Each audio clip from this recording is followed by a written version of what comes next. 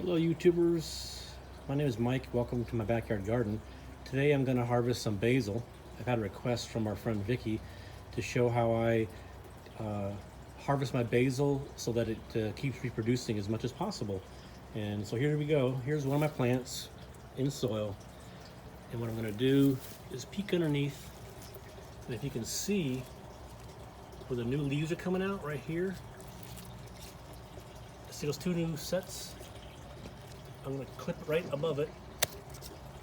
And now what I have here is part of tonight's pesto for dinner. Making shrimp pesto with linguine tonight. And then you have this, these areas will become big and bushy to what I've just trimmed off. So here, again, tonight's dinner, and right there, where I trimmed off, right there, these two new growths will come big and bushy. Repeat the process, and that's how I do it.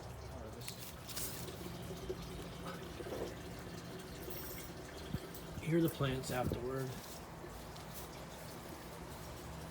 Still lots on there, lots of growth. You can see from here where it was cut, right there, the new growth will come out. Here it was cut, new growth here.